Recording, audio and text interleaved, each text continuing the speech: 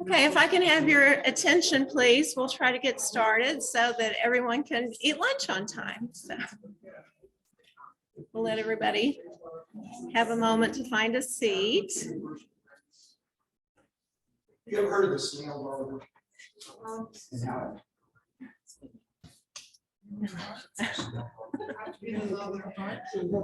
I think they opted for no mics because they were worried about interference from one room to the next. So, okay.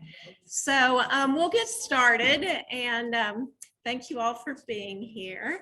And Logan has given me explicit instructions on where to stand. He said, stand on the blue tape so that people on Zoom can see and hear. So we'll do our best to merge all this format and have things move through successfully. But I'm Tracey Stansberry. I'm with the University of Tennessee College of Nursing, and I worked as a nurse practitioner for many years in a rural community and have experienced issues with our rural hospital sustainability and lack of sustainability. And now I am working at the College of Nursing at UT. I'm a lecturer there, and also have worked in health services research and have been volunteering with the Tennessee Healthcare Campaign now for almost 5 years. So, and one of the big draws for me was their emphasis and their attention on the rural hospital closure issue. And members of THCC came to Scott County, which is where I'm from. And when our hospital was at that point in the midst of one of its closures, it's closed not once, but twice, but fortunately it is open and has been since late 2017 and is continuing to serve the needs of our community, thankfully. But what we'll be talking about today are strategies for success within the rural hospitals of Tennessee. So I'll just back up and tell you a little bit about our closure crisis. Most of you all are very aware that Tennessee has lost a lot of hospitals. And on a per capita basis, we lead the nation for hospital closures. And most of these hospital closures have occurred in rural communities. And so this threatens access to essential healthcare services for rural residents. And as more and more of these hospitals have closed, we've seen a cascading effect in terms of times the travel times required to get to needed care. And now we really do have particularly emergency care deserts within our state, where there are a few parts of our state where it's more than an hour to get to a hospital. So you can imagine, particularly during emergencies and for time-sensitive conditions, that this is a really big problem. And so in addition to that, we find that it also amplifies existing healthcare disparities and limits quality care options in our state. So one thing that we did several years ago, our Rural Health Equity Committee came together with Meharry Vanderbilt Community Engaged Research Corps, who provided a mini grant, and they allowed us to work with them to study the impact of hospital closures on rural communities throughout Tennessee. And so at that point, we conducted listening sessions in 6 Tennessee counties, and we then created a report and just recently had a manuscript published about this. But that report, if you've not seen it, we had some hard copies or hard printouts of it, but it is available on our website where you can see the effects that we ascertained from our conversations in these communities of those closures on the community. And as you can imagine, it was multifaceted. There were a lot of not only health disparity type issues, but there was a lot of economic impact of these closures, as well as just a high level of community anxiety surrounding these hospital closures.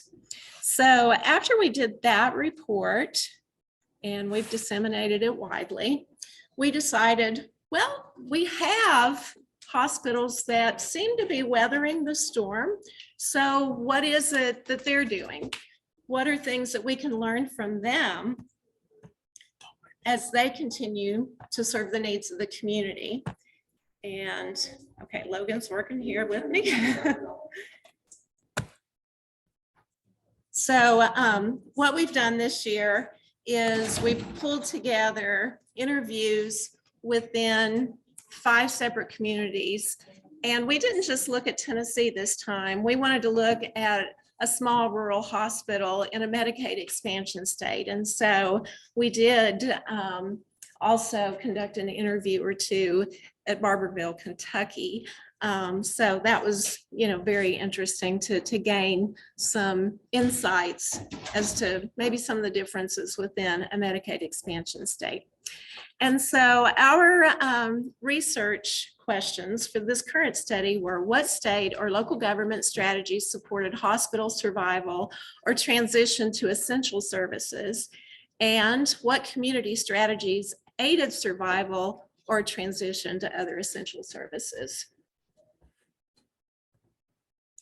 So our eligibility criteria, we had rural hospitals that have managed to keep their doors open. And we had a sample size of 13 participants from 5 hospitals. The hospitals in Tennessee were from across the state. And we also looked at ownership and profit margin, things like that, so that we could get a diverse group of participants. And within the roles of the participants, we had CEOs, CNOs, directors, board chairs, we had a pharmacy director. So we had a nice wide variety of people who provided qualitative data. So we had semi-structured interviews, and most of those we conducted last winter and this spring. And those were mostly via telephone or virtual platforms like Google Meets or Zoom. And most of those interviews lasted 45 to 60 minutes. And for our analysis, we did rapid qualitative analysis, and we had every member of our committee participate in the analyses. So under hospital demographics, all 5 of these stayed open throughout the pandemic, which is noteworthy. We had 2 corporate hospitals, 1 county-owned hospital, and 2 not-for-profit hospitals. And in terms of our distribution, we did have 1 from East, 1 from Middle, and then 2 from West Tennessee, and then 1 in Kentucky. And these are just a few hospital demographics that you can look at. And you can see that the hospital beds ranged from 25 to 125 beds, and the average staffed beds, so 10 to 53. And that in and of itself, I think, is an interesting figure because, many of these hospitals were built under Hill-Burton grant funds back in the 50s, 60s, 70s. And many of them were large hospitals and oftentimes were at full capacity when they were, really operating back before 2000. And through changes in the way we deliver healthcare, and then also through a lot of changes in reimbursement and whatnot, many of these hospitals have had to convert that space to other uses. And now the average staffed beds are 10 to 53 within these facilities. And I know there in Scott County, it was built for 99. And I'm just speaking of Scott County because that's where I'm from and I know a lot about its history there. But that hospital was built with a 99 bed capacity, and now it's critical access and has 25 beds. And usually of the 25 that they're licensed for, the average census is 8 to 10 on the inpatient side. So, and then these are also some additional demographics about not just the hospitals, but the communities. So under findings, and I'm going to refer to my notes quite a bit here because, as you probably know, with qualitative data, we have a lot of quotes from our participants that we would like to share. So since we used semi-structured interviews, most of our themes that we identified emerged along our questioning, which is not too surprising. And essentially, we learned what works well for these facilities and what challenges remain. So under what works well, we had themes of business and internal strategies, commercial factors, and community engagement. And I'm going to go through each of these. So under business and internal strategies, we heard that it was extremely important to hire the right staff. And that meant hiring people from the community and those familiar with rural care. And so one of our participants said, I can't take a hospitalist from Nashville and move him or her out here because they are accustomed to having people and resources. They don't know how to put somebody on a ventilator. They don't know how to intubate somebody. They haven't had to do it in years. They lost the skill to be able to work here. The training people here, giving them the experience and broader opportunity, offers rural areas a much higher likelihood of keeping that person who's really motivated to provide high level, very diverse care. And others said it was important to build training programs such as nursing student programs and physician resident programs that really honed their skills within rural communities. It was important to emphasize retention and to limit travel nursing and contract staff sparingly. And one CNO noted, I know all my employees and their kids' names. Being there and praying with these people and being a shoulder to cry on when they need it helps grow the community inside the hospital. And one CEO said, for long-term success, we have to continue building the culture within our organization so people want to work here. When the staff wants to work here, people want to come here for their health care as well. Some participants found it helpful to garner the resources of a larger hospital system. One participant noted that hospitals belonging to larger systems can share resources effectively between the multiple facilities and move those resources around where patients are. Another hospital executive stated that he learned from the successes of other hospitals and other leaders, noting, I've got the opportunity to glean information from other sources that I wouldn't normally had if I was an independent hospital. Another business and internal strategy was providing needed specialty services. And without specialists, patients seek care elsewhere, often leading them to seek all of their health care at hospitals where they see their specialists. So to keep local patients, we were told that bread and butter specialists, such as cardiology, need to be available every day. And successful hospitals recruit specialists who are a good fit culturally and happy to stay long-term, including the J-1 visa program for recruiting and retaining specialists.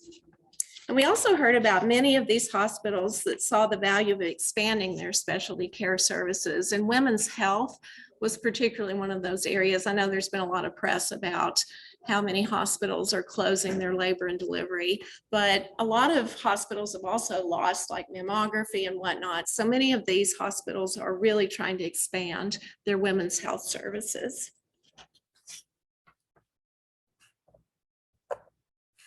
So in terms of commercial factors that we learned about that really improve the likelihood of success, we were told that several placed a strong emphasis on the in-network insurance contracts.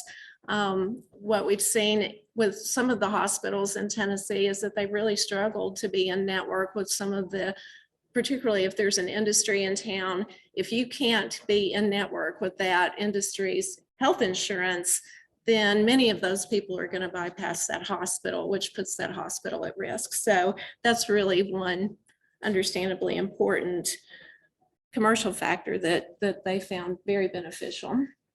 Also, strategic programming such as swing beds. I know several hospitals that turn to critical access status are then eligible for swing beds, and many found that the hospitals that we spoke with who were critical access and who had the swing bed program, they felt like that was extremely beneficial to their bottom line, and it served the needs of the community, which was vitally important.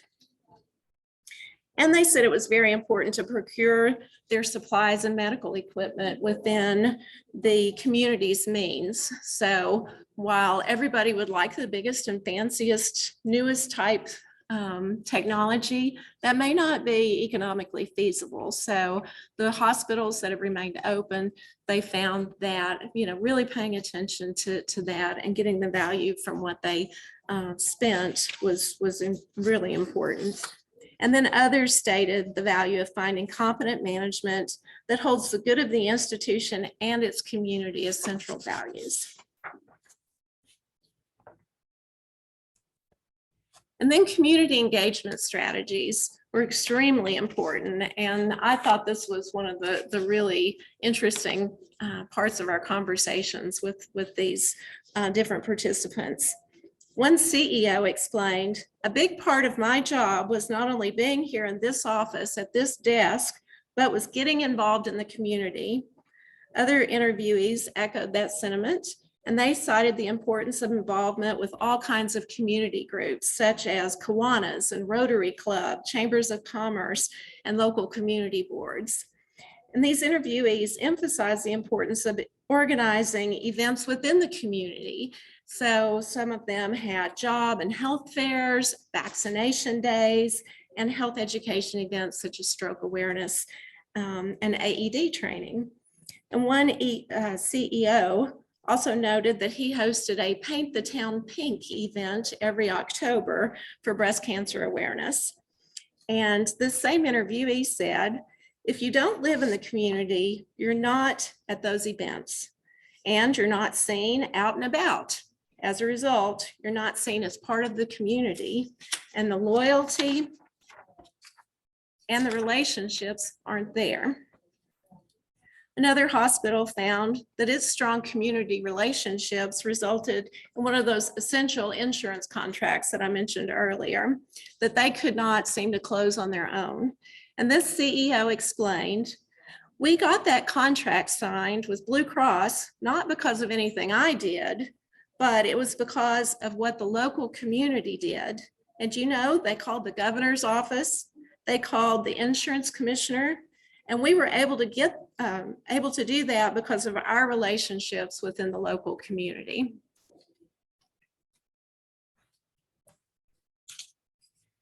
Also, in terms of community engagement, we learned of the importance of establishing community advisory boards.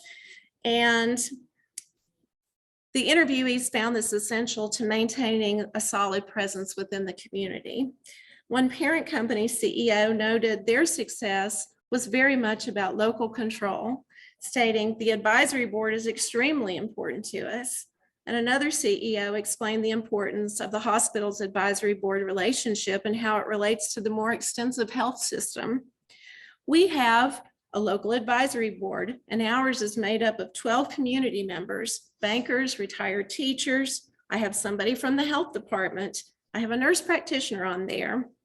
I tried to get a mix throughout the community of ministers.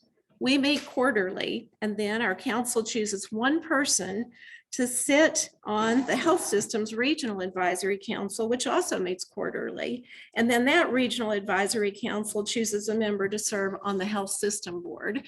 And so that allows that community to really integrate, not just within that hospital, but within that entire system." And other interviewees stressed the importance of understanding the community's needs. One CEO noted, "Our community members are giving their time to tell me what they think our community needs. So we need to try to be involved in things that need our attention. Pick the top 3 priorities that we can focus on to make a change." And another said, "We step up and try at least to be involved in things that have been brought as key factors that need our attention."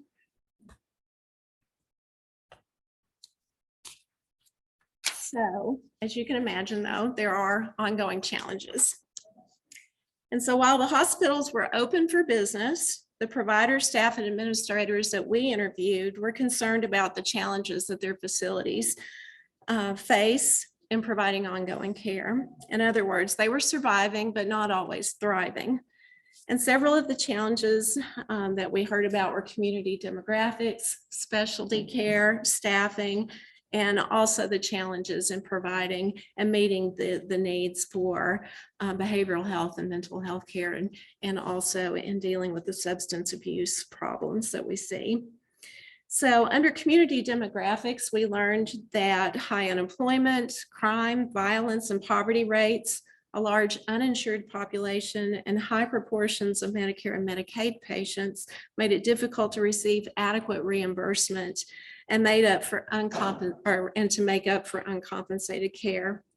One interviewee noted, the hospital provides care to underserved patients that do not have health insurance, and as a result, there are high rates of uncompensated care.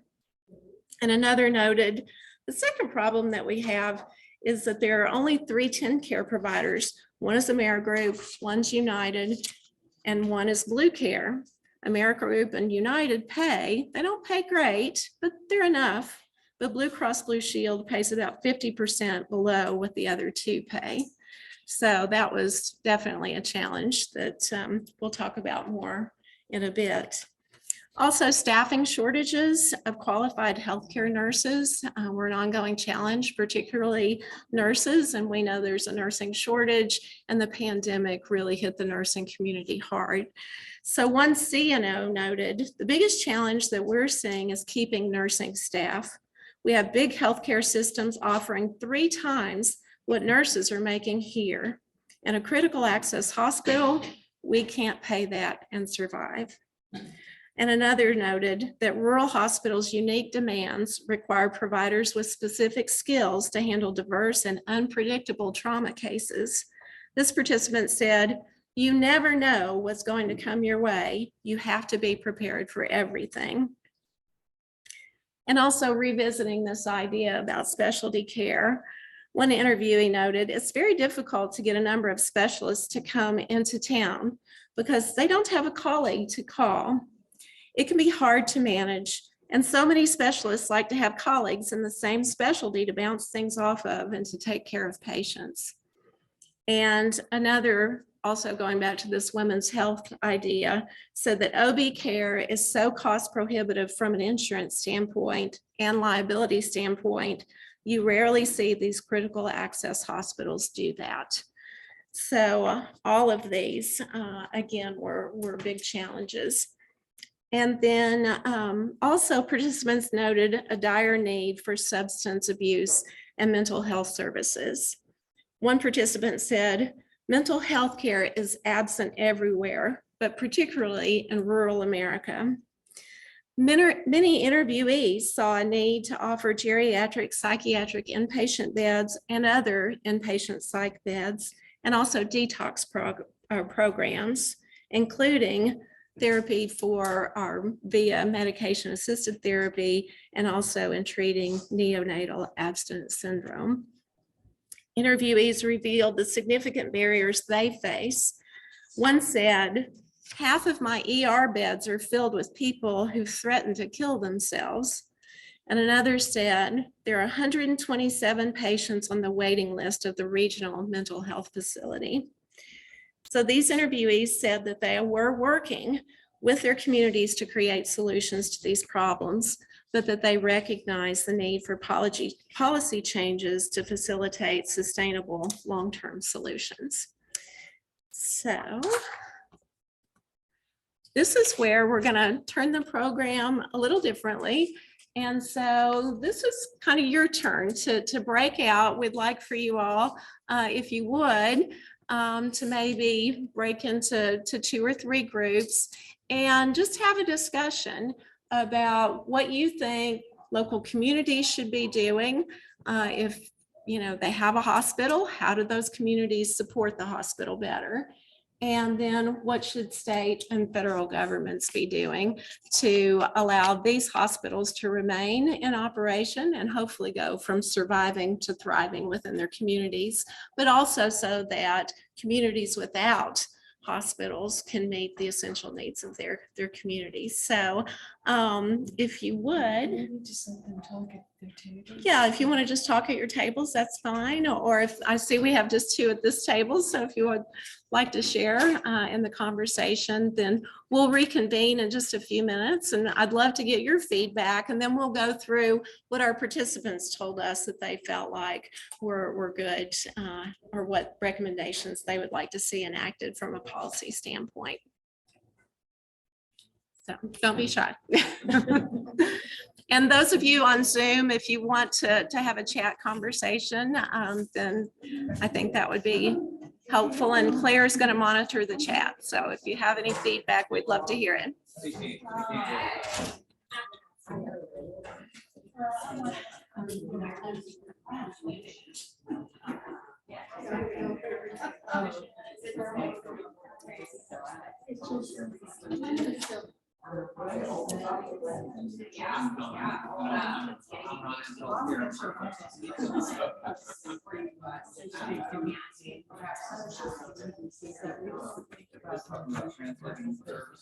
No, I'll work.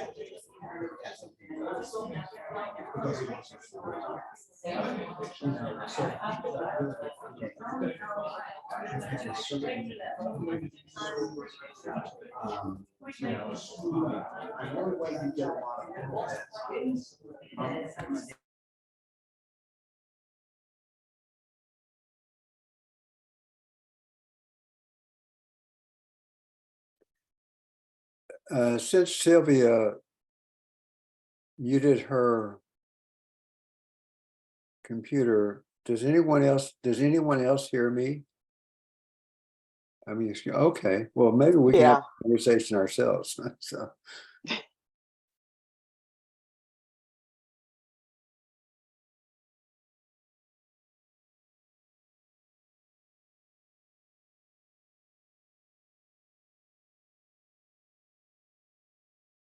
I mean, just getting back out there. Sometimes you got to go back to grassroots efforts, and I mean, we can start by just talking to our representatives. You'll soon they know and they don't know.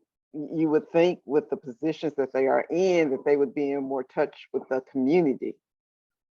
And because years and years ago, when my son, he's an adult now, has mild autism, and the first time I went and spoke to a legislator, he looked at me like a deer in headlights. And I'm like, how can you not know about disabilities? And so, and just be persistent, it's because it's easy to sweep what they don't want to hear under the rug. Linda, do you live in a rural county? I'm in Murfreesboro. So yes and no, we're so overcrowded right now. So, and and we can ease, and we've got St. Thomas Hospital here. It's not that old, that was built, and they're expanding. So we're okay in that respect.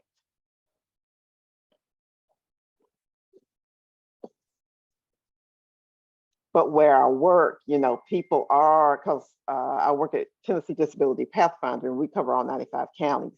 And so people are calling us looking for information because we're like information and resource that are uninsured. And we try to help them find some type of medical care, because a lot of times it's on the mental health side. And a Zoom is just not appropriate in most cases if they have internet. So, but yeah.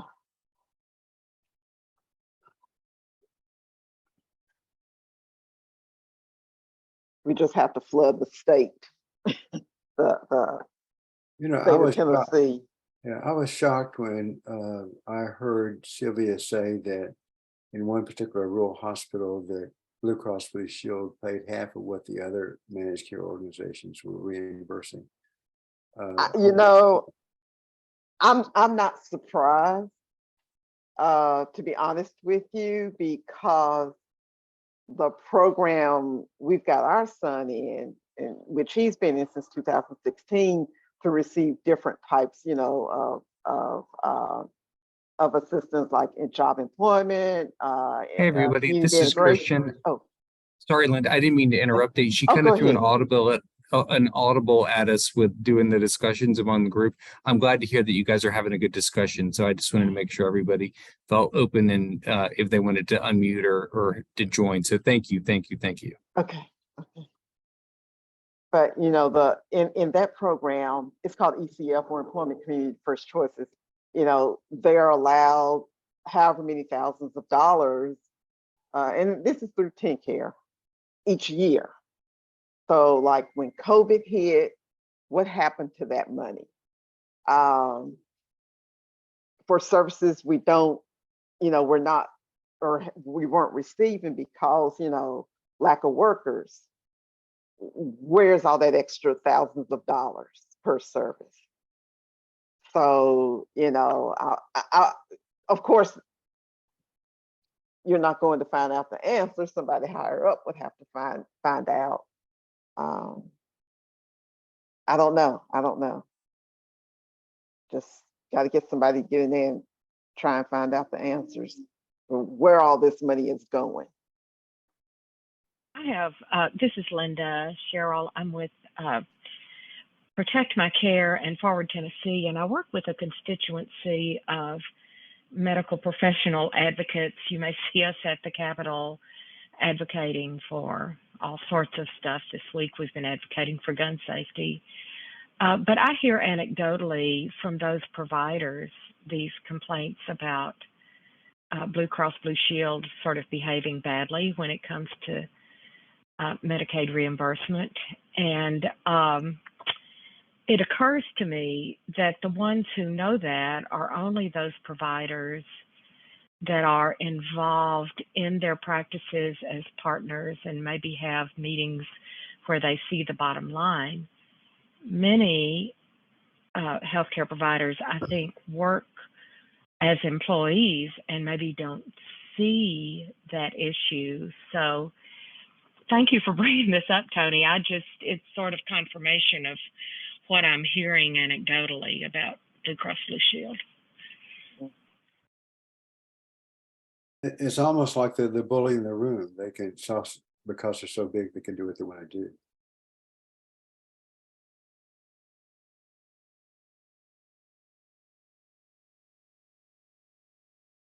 You know, the other question that occurred to me, of course, this takes lots of manpower and lots of work. It occurred to me that, you know, organizing on the local level around the local hospital might be an avenue that we haven't thought about. Of course, we may not be invited or wanted in local hospitals, rural hospitals, but I think that's where you have to build up relationships with those CEOs or those hospitals to do things like that. I know at one point when I had traveled parts of the state and talked to some local chambers of commerce, there are a couple of things that came in mind. If there's a local hospital, that local hospital is probably a member of that chamber of commerce, number one. Number two is, it seems like the local chamber of commerce, they're probably never told by the local hospital of the dire financial straits that they're in. So it seems like that maybe they don't know that.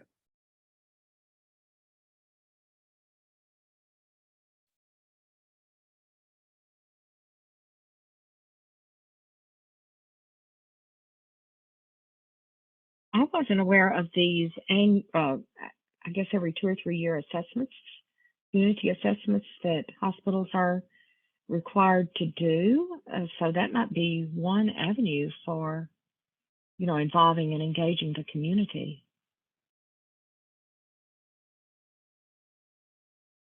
And Linda, I wonder if there are these community assessments that are done by these hospitals. I wonder if there are community advisory boards. Do you know? I don't. This is all new information for me. Okay, so for any of you all who are willing to share, we'd love to hear maybe some of the main points that you all discussed. So back here. At this table, we were wondering if you could go over that, what you were saying about Blue Care, the 3 NCOs and the reimbursement rates in the hospital, that 50% below. Right. Talking about, does Blue Care have 50% lower reimbursement rates than the other 2 groups? Well, that was what we were told by one of the CEOs. Now, I don't have all those specific numbers to know for sure. Does it really fall out like that? But it is my understanding that those managed care organizations do negotiate those rates with, you know, with the different hospitals and providers. So, Martin. Debbie, I wonder if you can get whoever's speaking, they can speak to your mic because we can't hear them. Medical center, we have 700 doctors and we contract with the various insurance. And so you use 100% of Medicare from where you start or lose. So, but we can go and carry a large stick to have a better contracted rate from Blue Care or you know, United or whatever. Rural hospitals don't have that coalition unless they're associated with Ascension or a large hospital system to do that contract. And it's brutal contracting. You know, it's, you know, it makes politics, makes it look tame. Just to finish that up. Yes. So we have a hospital, and the people who do in primary care, the hospital is sold at the Summit. Summit's is national, they make more money than if they were in Cookville. So they commute, so they never become a part of the community. Because they're commuting, they're paid by Summit, and they're working at Cookville. But the reimbursement rates vary per contract. And I guess what I was talking about is that seems where there is a huge disconnect in kind of almost, I'm not saying that's where it does start, but it's a huge part of the disparity problem. We extend care to maybe make sure those reimbursement rates can be given out. Right, That's right. what we wondered, with that 50% was private insurance and TennCare. Did they, you know what I mean? Because the NCOs that TennCare has, if they're that big of a difference, that is where the government might be able to come in. Right, right. And for those of you on Zoom, what we're talking about, if you can't hear what we're saying in the room, and I apologize if you can't hear, but there's a discussion going on about the contracted reimbursement rates from TennCare's MCOs. So someone in the room has suggested that the state step in to see that those rates between the different MCOs, as well as with all the different hospitals, that reimbursement structure is more equitable. Okay, great, thank Just you. knowing, because honestly, I am with Your Choices program, Mhm. and just knowing the population I work with,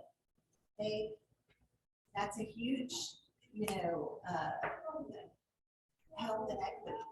And anyway, and I see the difference between the three MCOs and the services that they're getting between each program. And Mhm. I do feel like if it's governed by TennCare, it should be governed, and it should be, that's where equality should start. Okay, great, thank you. Okay, any other input? Something that really stood out from your table discussions that you'd like to share? We talked about using telehealth and having the appropriate equipment, for example, for a specialist to be used, so that a specialist could see the things they need to see, Right, and that would translate it. It seems to me that's a way to have the services of a specialist in the community without having the huge transportation difficulties. right, okay. The And problem with telehealth is it's almost a triage system, in that unless you have sophisticated equipment, you can't look in ears, you can't listen to a heart, you can't send an echocardiogram. I mean, you have to have sophisticated high IT equipment to do what the subspecialists do. I do understand that. I actually worked in a prison where I used that kind of equipment. But it is expensive, but compared to the cost of having a visit in a rural community, you can get enough, maybe share several places. It's a lot less expensive, and it may be a way Mhm. to maintain specialty services within that community. The only Okay. problem is when we try to sell that to our political people, they don't understand what telehealth entails, to have a really good telehealth system. My wife runs Vine Middle School clinic. It's 10, but she can look in ears, she can listen to hearts, she can look in a throat via telehealth. NIDA doesn't have that, Sweetwater doesn't have that. And so I think they think that telehealth is a Band-Aid for a broken system. And to me, telehealth, for us to get across the point, it's more triage system right now. That, you call in and you look at the patient and say, yeah, I need to see him, or he can stay with you. We aren't yet to that where you can do the kind of things that a specialist wants to do via telehealth. Right. And so I'm just going to reiterate for people on Zoom, just so they can be a part of this conversation. And I do believe that in the chat that Claire was monitoring, telehealth came up in that conversation as well. And that also came up with some of our participants' interviews. So possibly what we're saying is, while broadband and telehealth can bridge a gap, we're going to need increased funding to be sure that the technology is there to make it a successful tool. I So, mean, there are kids in our Right. rural communities that when COVID, they couldn't get their class lessons because they didn't have the broadband to even do, their lessons online, let alone the telehealth. Right. right, We actually, there was a study done at UT Knoxville that we put telehealth units for neonates in about 7 of our rural counties. All it did, it didn't really change transports or medical care. It was great improved satisfaction when mothers and babies were separated, which was helpful. But the interesting thing, if you put it in elder care, if you put them in elderly homes, it did decrease visits to the ER if somebody just checked in with an elderly person once a day. And that you could answer questions with them, and it decreased ER visits. You know, a project that the College of Nursing has been trying to do is with a senior citizen place in Knoxville. Ambulance go there 3 times a day. If you had a telehealth visit that they could come down and just talk to a nurse, it might keep 3, you know, it might cut it to 1 ambulance visit. But I think our legislators get thinking that it's a cure-all. Right. So that's part of maybe that conversation we need to stress then, is that for this to be a really helpful tool, we need to expand its capacity. And I think parity, pay for those services is also a big part of that conversation. So we need to be sure that those specialists and providers who are taking the time to engage in those visits, that they're paid appropriately for that as Because well. after COVID, it may, the reimbursement for telehealth services may go down. It was falsely held up during the emergency during COVID. But that special session, we elected to continue some of that special pandemic. So some of it did stand the test with the special section that was called just for that purpose. Okay, great.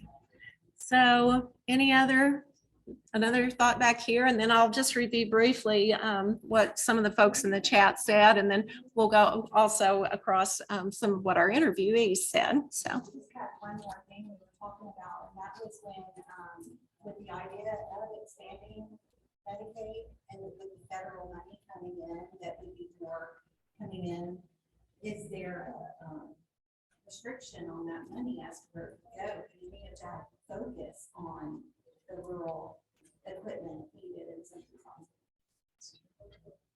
hospitals? My understanding is that because Medicaid is under the state's control, that they can design, and of course it has to be approved by CMS, but and for those of you who may have more information on this, please chime in. But you know, it's my understanding that TennCare sets and governs the direction that they spend that money, if I understand correctly. Do you have any other input on that?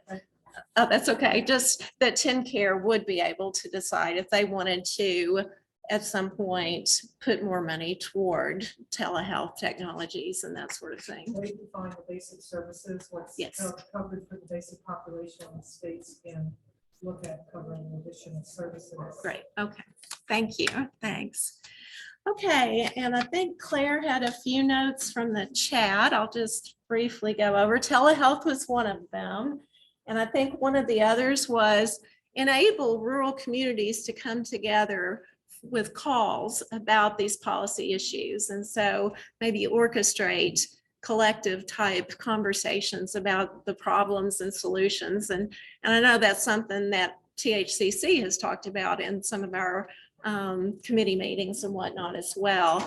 The big question is, what would be a really successful tool for that, or a good platform for that, and how can you get lots of people involved in that? So that would require quite a rollout, but I think that collective conversation could be not just informative, but empowering, because, you know, it came to my attention that if you take all the citizens of rural Tennessee, we make up what would be a very sizable population. So if suddenly, say, a city the size of Nashville suddenly started losing its healthcare providers left and right, think of the voice that they would have, you know, if they came together. So I think rural communities coming together would have collectively a much greater voice, and so informative, but also empowering.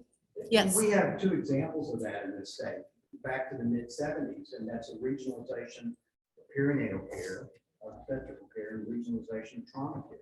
That has had state dollars since the 70s, with committees that have outlined of setting standards for care, et cetera. So we've had 2 good that are still ongoing. I Examples of that. know, maybe Okay. we need regionalization of community care, of rural care, that group rural hospitals and things together, spoken wheel type of a thing that went maybe to a regional center for their main referrals. So that I, as in Knox County, am responsible for 19 counties in Tennessee for assuring that their perinatal health care, education, et cetera, is up to snuff. So, you know, we have experience of that in our state. Have some examples. I did a lot of work in Arkansas, some other rural states, and that spoke model we talked about a lot. But we wanted to reverse it in Arkansas, and we did. I was working for Alcoa, and we were contracting for Alcoa facilities, and we said, we have something the urban hospitals want. We did this a little in Texas, down with Rockdale, Texas, is we have patients. So we actually, with the big might of Alcoa, went and said, we're going to go negotiate with the urban hospitals that we will funnel our patients to preferred contracts, and in exchange we will do these. So if we think about those models, let's also think about flipping that. And that's what's happened in the state, because the dollars to support the regional centers have not increased since the 90s. But the regional centers have continued those relationships at certain costs, because it does exactly what you said. It assures a referral from not being in their system. So it has changed the other way, but setting up that rubric took the state to get that done. Right. So some type of reciprocal type Yeah. arrangement. And so not just sharing information, but also those referrals and the care across the network. So, okay, great. Did you have anything else from the chat that you'd like to? People were talking about looking at the loan forgiveness programs that are offered,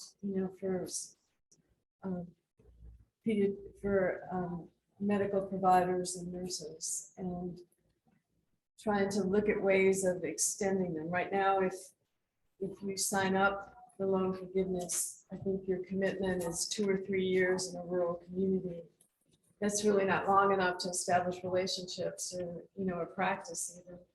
So to provide additional incentives to extend that time period, say for 5 or 6 years, and maybe that would make a difference.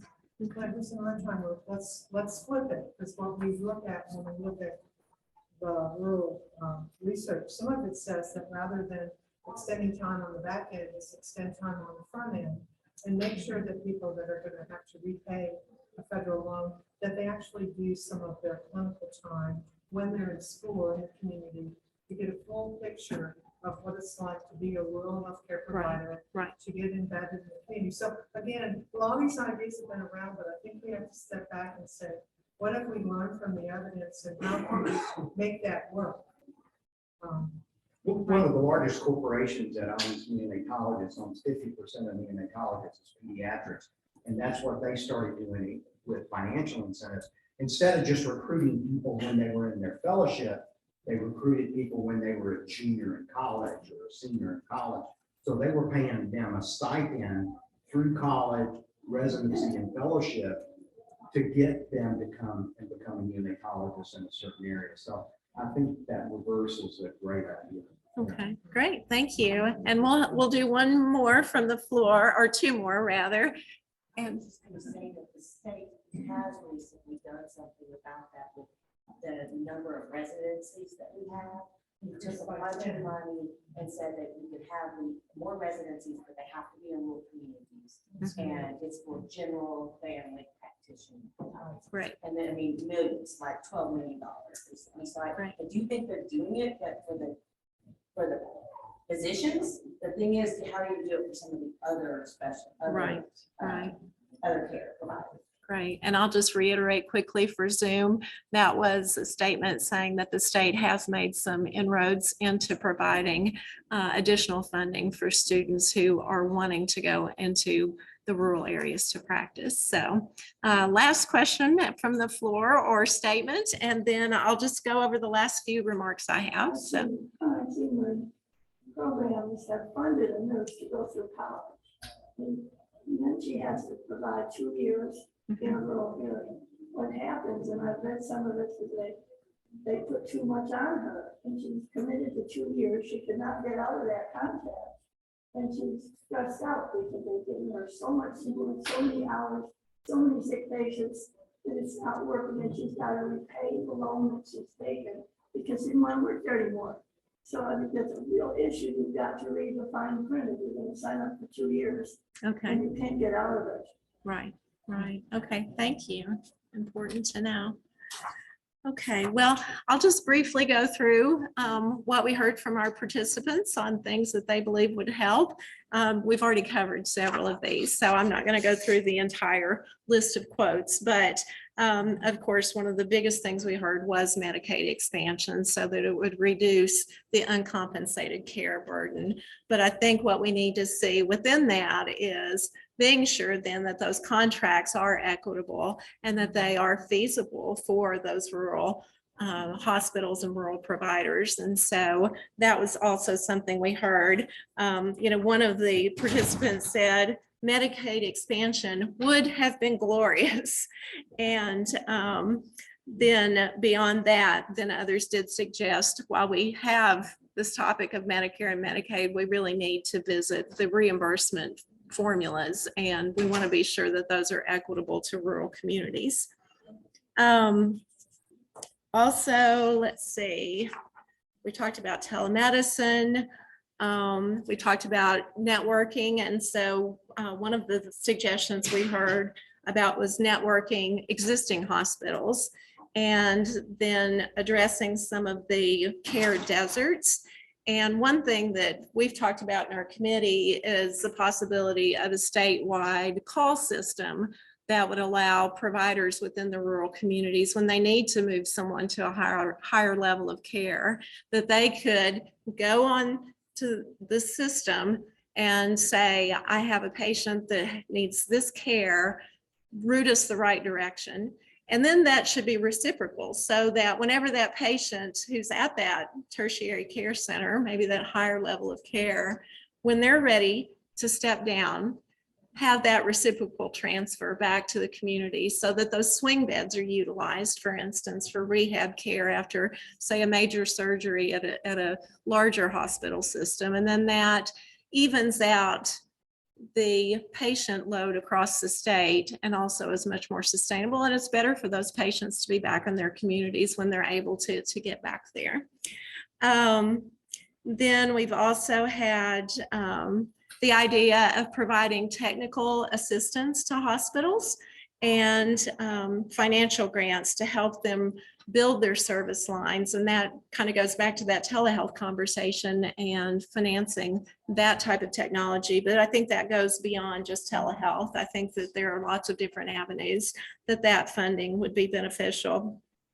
And then also really helping these communities to develop the community needs assessments. We know that not-for-profit hospitals are required to do community needs assessments, but there's a sense that lots of these rural community hospitals would be more successful if they had the community needs assessments where they went into the communities and really dove deep into what was going to really serve the community the best. And then also there were ideas about educating local government officials and other community stakeholders. And I think that, like we've talked about many times, information is power. And so I think to the extent that people get more information about these issues, then the better able they will be to help push for solutions that are sustainable. So I really thank you for all of your input. I like hearing from audience members. And just as I really enjoy the qualitative research, we get to hear the stories, and that's where, those numbers come alive. So we can look at paper, we can see numbers, but really for them to be meaningful, we have to have the stories that go with them. And so this type of qualitative research has a near and dear place in my heart. But hearing your stories and your feedback is also extremely helpful. So thank you for your time and attention, and I'll be around most of the day. So and most of our committee, I didn't do this on my own by any means. So, and as a matter of fact, Amanda Letheren was supposed to present with me today. And so my prayers are with her and her family. They had a tragic and unexpected loss yesterday. So, but committee members, if you'd raise your hands, those who've participated on this so that people know who they can, okay, thank you. We've got Mark and Rich and Claire here as well, so they can answer questions through the day. So thank you very much.